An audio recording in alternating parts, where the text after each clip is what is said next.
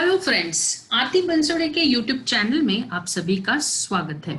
हम लोग पढ़ रहे हैं cognitive psychology paper 1 of IGNOU MA psychology first year और अभी हम लोग पढ़ रहे हैं कॉग्निटिव इंफॉर्मेशन प्रोसेसिंग। जैसा कि हम जानते हैं कि जो भी इंफॉर्मेशन हमारे सेंसरी ऑर्गन्स के थ्रू हम परसीव करते हैं वो प्रॉपरली प्रोसेस होती है। So that is primary areas of cognition जो है वो है memory. So now we are going to see कि ये इंफॉर्मेशन कैसे प्रोसेस होती है। सो ये इसके लिए there are certain principle and this cognitive psychologist hypothesis and intervening the variable or set of variable between the environment, मतलब जो variables होते हैं वो किस तरीके से प्रोसेस होते हैं वो कॉग्निटिव साइकोलॉजी में स्टडी किया जाता है। So how the information is process, for that we have certain principles. So let us study what are the principles of information processing. So there are 4 principles.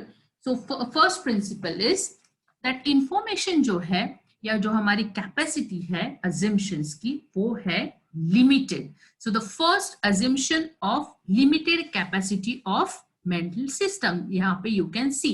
So this is our first assumption of first principle of information processing. The first assumption is limited capacity of mental system. जो भी information हम store करते हैं वो हमारे memory में ज्यादा time तक नहीं रुक सकती और वो पॉसिबल भी नहीं है। जस्ट इमेजिन हम पूरे दौर में इतने सारे चीजों को एक्सप्लोर होते हैं, it is not possible for us to memorise each and everything. So first principle of information processing is that our mental system has limited capacity. So जो भी हम देखते हैं वो हम भूल जाते हैं और अभी हम लोग पढ़ने वाले हैं आगे इंफॉर्मेशन प्रोसेसिंग में कि कौन सी चीजें हम लॉन्ग टर्म मेमोरी में जाती है, कौन सी चीजें शॉर्ट टर्म मेमोरी में जाती है, depending upon the importance, depending upon the attention, depending upon the, जैसे हमें पता है कि कोई चीज हमें बड़े दिल पे लग जाती है, that goes in long term memory. So all this things we are going to study, but still there is certain limited capacity of our memory, because हम चाइल्डहुड से सारी चीजें याद नहीं रख सकते हैं। Second principle is that the control mechanism is required to oversee encoding, transformation, processing, storage, retrieval and utilization of information. So एक मैकेनिज्म होता है जिसकी वजह से हम इंफॉर्मेशन लेते हैं, उसको एनकोड करते हैं, बाद में हम लोग मॉडल भी स्टडी करने वाले हैं। सो इंफॉर्मेशन को एनकोड करते हैं, प्रोसेस करते हैं, स्टोर करते हैं, जब जरूरत पड़ती है तो again we retrieve the information and we use it in our day-to-day life. So this is a second principle कि एक control mechanism से ही ये principle काम करता है।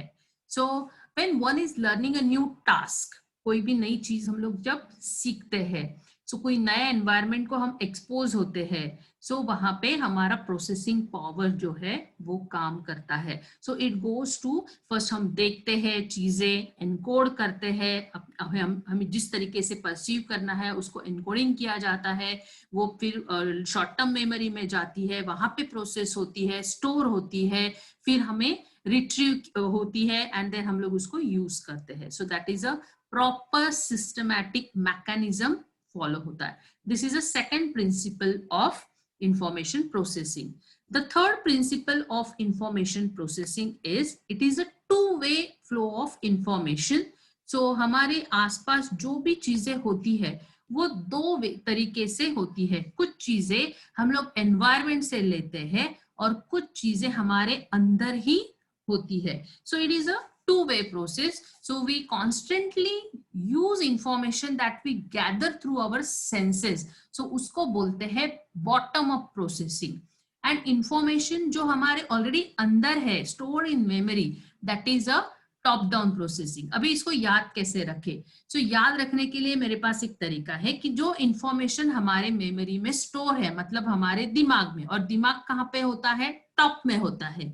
So for this top down process, मतलब information which is stored in our memory, and we are utilizing in surrounding, that is a top down process. And bottom up process मतलब जो हमारे surrounding में है, मतलब नीचे है, जो भी चीज आजू बाजू में है, that we are utilising, that is a bottom up processing. So we have a two-way environment. So this is a third principle, that is the two-way flow of information. So इसके example के तौर पे we can take an example कि suppose एक father के दो बेटे हैं और father बहुत से drink लेते हैं. So दो बच्चे हैं, तो एक बच्चा बोलता है कि नहीं मैं अपने पापा के जैसा ही बनूंगा, and he also start drinking, and you know because of his surrounding, every day he is seeing his father drinking, so that's why वो भी उसी तरीके से बन जाता है because of his external environment. So from what senses he is seeing, so that is a bottom up processing. Whereas दूसरा बेटा जो है वो mentally अंदर ही self motivated है and he says कि नहीं मुझे ऐसा नहीं बनना है और मैं कुछ अच्छा आदमी बनूंगा. So that is it is a internal things which is he is utilizing. So similar distinction can be made between using information we derive from the senses and that generated by our imagination. So this is about the third principle, that it is a two-way process. And the last and the fourth principle of information processing is, the fourth principle is, it is generally accepted by cognitive psychologists, is that human organism has been genetically prepared to process and organize the information in specific way.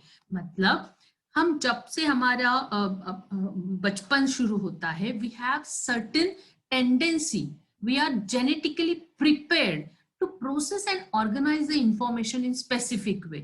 जैसे कि अभी दिया है अपने book में है, for example, a human infant is more likely to look at a human face. So बच्चा पहले माँ को देखता है और वो रोता है तो माँ के पास जाते ही वो चुप हो जाता है. So because वो माँ का जो फेस है वो उसके अंदर स्टोर होता है, that is a specific, उसका एक फॉर्मेट ही है कि वो बच्चा माँ को पहले पहचानता है. So other researchers have discovered additional biological predispositions to process information. For example, language development is similar in all human. So grammar इधर उधर थोड़ा सा अलग हो सकता है, language थोड़ी इधर उधर अलग हो सकती है, फिर भी there is certain rules कि जिसके वजह से जो लैंग्वेज डेवलप होती है वो स्पेसिफिक पैटर्न में ही डेवलप होती है. एक्सेंट थोड़ा अलग हो सकता है रूरल का, अर्बन का, but still it is the same process. So all human infants with normal hearing babble, then coo, you know बाद में ही हम लैंग्वेज यूनिट 3 में पढ़ने ही वाले हैं stages of language development. So first we say babble, then we start cooing, then we start generate the first word, then second word, then multi word. So this is all the pattern systematic एक जो है वो process organized way में होता है. So these are the 4 principles of information processing. एक बार वापस बता देती हूँ. First principle is that we have a limited capacity, mental capacity.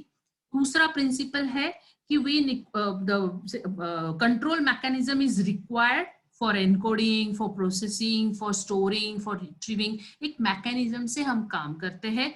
Third principal is that कि ये 2-वे प्रोसेस है. इंफॉर्मेशन प्रोसेसिंग जो है वो 2-वे प्रोसेस है. एक टॉप डाउन प्रोसेसिंग जो मैंने बताया ब्रेन में ऑलरेडी होता है जो हम यूज करते हैं, और दूसरा बॉटम अप प्रोसेसिंग जो हम एनवायरमेंट से यूटिलाइज करते हैं. So this is a third principle. And the fourth principle is that कि ये जो हमारा प्रोसेसिंग होता है it is genetically and we follow certain pattern in specific way. So these are the 4 principles of information processing. I hope आपको ये मेरा video अच्छा लगा होगा और आपको यूजफुल लगा होगा. तो आप मेरा यूट्यूब चैनल लाइक कीजिए, शेयर कीजिए और ऐसे अच्छे वीडियो के लिए ये यूट्यूब चैनल देखते रहिए. Thank you.